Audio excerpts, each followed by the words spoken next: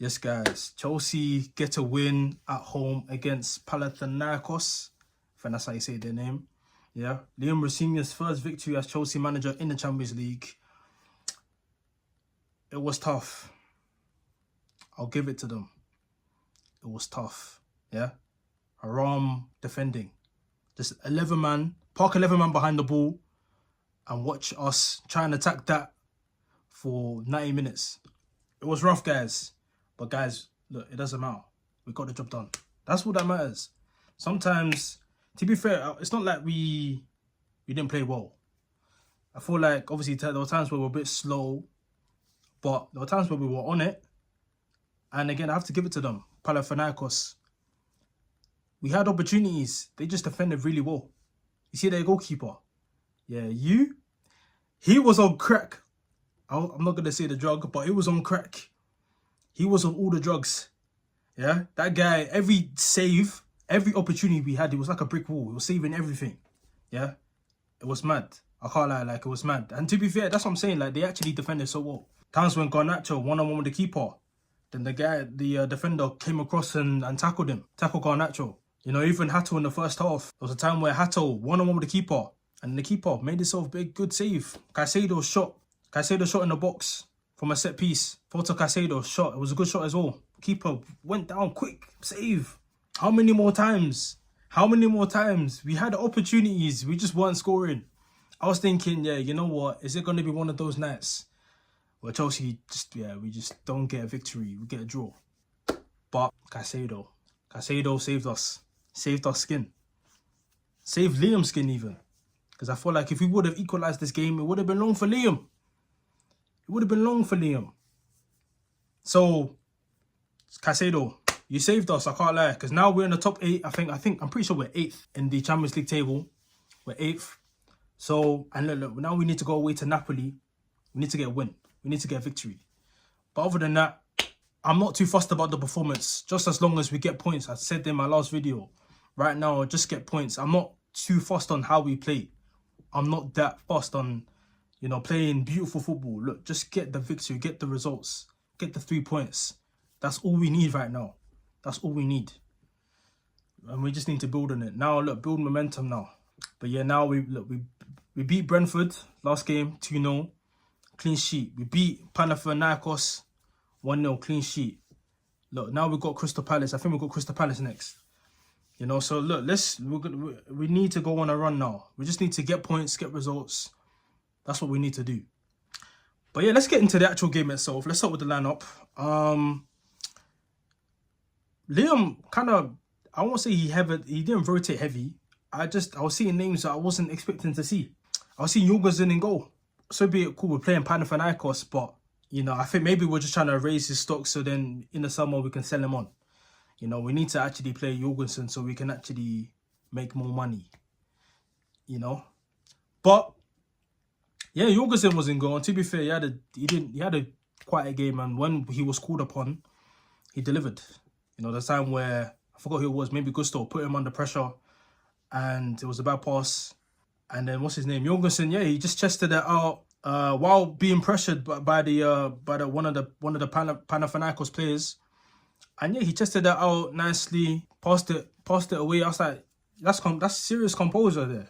There's a lot of times where maybe Sanchez or just other keepers might just start panicking. They might start panicking and then probably slide tackle or do something crazy. But no, he just tested it out nicely, passed it to like Badiashile for Fana, just distributing. I was like, fairs, bro, fairs. But yeah, so Jorgensen in goal, then yeah, Hato left back. Again, look, I actually hear it. Want to give Cucurella a rest. So I actually hear that, that's fine. So Hato left back, and he's been playing well under Liam. He's been playing well. You know, and even this game again today, he played well. He played alright. It wasn't bad. So yeah, Hato left back, then it was Badiashile and Fofana, both centre backs. Obviously Fofana, I think he's a good centre-back, so obviously I want him to start every game. Obviously we can't. Want to try manage his minutes because he's obviously coming back from injury and stuff like that, so we're still trying to manage him. But yeah, against Panathinaikos, you know, again, Fofana was good. And then Badiashile was, again, a surprising name. Normally it's like Chalobah. Chalobah is always the centre back that normally plays out of the two, or out of the three, Badiashile, and Fofana, and then Tosin.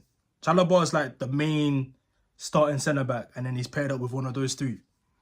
You know, so to be fair, Badiashile, he came in and yeah, he didn't have a stinker. It was alright.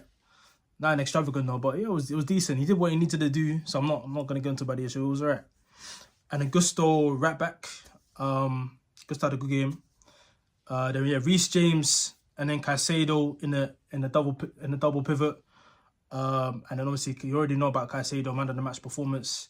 Reece James just solidifying the midfield. He was class today as well. And then it was who was it? Then it was Enzo in the 10. It was Neto on the right, Garnacho on the left, and then Liam Delap up top. Now Enzo had a really good game today. Enzo was just dictating play, making nice little passes, playing in the pockets, picking up the ball, driving, you know, using his strength sometimes to hold off the defender while on the edge of the box, and then just making things happen. Like, that's what I like. He was really good in the 10 today. And then yeah, Neto was a bit frustrating. I feel like there was times where he could have really gone at the defenders, but again, you already know what you're gonna get with Neto. There's a cap to his ability. Yeah, him taking players on, that's not really his forte, I'll say. So yeah, it was kind of frustrating just to see Neto play sometimes. You know, times where yeah, he will do well, but there's times I'm like, come on, bro, like, go at him, bro. You're a winger. Go at him. Or two of them even. You see when Esteval came on. Again, I always say, you see when Esteval comes on, yeah, you see the golfing class between Esteval and Neto. You could just see like Esteval will just run at his play, run at his man, just make things happen. That's what I need. Neto is always doing the shimmy, then the fake, the cutting, always doing the most. You know, so, but yeah, you already know what you're gonna get with Neto, so I'm not that pressed. Garnacho on the other side, people call him Subject 49 on online. I find it hilarious. Subject 49. Again, you expect the same thing with Garnacho. It wasn't bad, it wasn't great, it was just meh. That's it. That's all I need to say for Garnacho. And then Liam Delap, I feel like Liam Delap doesn't drop deep, he stays up top. Yeah, and then our wingers, again, we don't like to. It's annoying because Garnacho likes to cut in. He rarely cuts out to try and cross the ball in. Garnacho will kind of he'll cut in, and then he would probably pass it or try to cross the ball. But Liam, he's not known for heading the ball. So I don't understand sometimes. So our front three just doesn't make sense. Like, you have Neto, who likes crossing the ball, but you have Garnacho, who likes to cut in. Garnacho doesn't like crossing the ball. Basically, look. My whole point is Liam Delap is not known for heading the ball, yeah. So I don't know why you would need a player like maybe Esteval. Esteval and Delap, I feel like will work better together. Esteval will find you. He'll make a way, he'll make it happen. Neto won't. If Neto sees you in the box, you can be any type of player, yeah. You can be Delap, you can be Cucurella, you could be the smallest man on the pitch, yeah. And if you're surrounded by the opposition's centre backs, and it could just be you in the box, by the way, Neto, he won't even look up. He will just look down, cross the ball, and he doesn't care. That's all he will do. Every time he likes crossing the ball in. And it's not like, sometimes it's a really accurate cross as well. He's not actually looking for you. He's just, let me cross it into that general area. And then sometimes, yeah, it's too high, or it's too short, or it's actually a decent cross. But again, he's not going to find you though. You know what I mean? Like, that's why we don't have players that are great at heading the ball. Or our striker is not known for heading the ball. That's why, like, you see, like Osimhen, for example, I feel like Osimhen and Neto will do wonders. Because Osimhen, that guy loves heading the ball. He loves it. Yeah? So, but yeah, other than that, and then, yeah, let's talk about our subs itself. Our subs, you know, Gittins came on, was already better than Garnacho. Gittins actually was making things happen. He was taking his man on, doing really well. I thought sometimes, yeah, I'm like, bro, Gittins, I know it's Panathinaikos, but Gittins should start. You know, I like Gittins. Gittins, he's got, like, it's not like, I know it's cool. I know he's not ready, yeah, but if you can just ease him into games where it's like, you see games like this, for example, why not just start him? You know, I would prefer to see Gittins on the left and then maybe like Esteval on the right against this type of team. Because again, you see when Esteval came on, he changed the game. When Gittins came on, he was changing. I won't say he changed the game, but it was just making things happen, you know, on his side. He didn't change the game, but it was making things happen on his side, you know. And then, yeah, João Pedro came on. He only had like 20 minutes to go, so there was nothing much from him. Reece James came off, actually, I think at half-time, no? Pretty sure he came off at half-time. But yeah, it was mostly, yeah, like, again, as I said before, I'm not going to really get into the game itself. Caicedo, nothing much happened, yeah. Caicedo, we were literally dominating the whole game. Caicedo, I think, how did we even score? We scored from a set piece. I think it was like a flick on from like Fofana. And then Caicedo headed the ball in.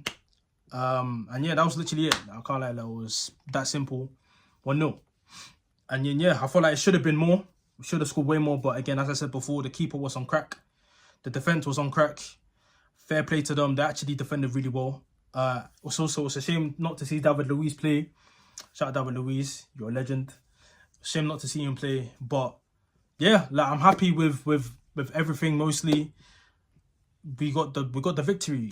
You know what I mean? So, and then yeah, we'll just look forward to the next game. Who we're playing? Yeah, we're playing, I think, Crystal Palace in the league. Hopefully we can get 3 points there, and then yeah, just continue building, and yeah, just put all of the noise about Chelsea to bed, because it's getting sick and tiring.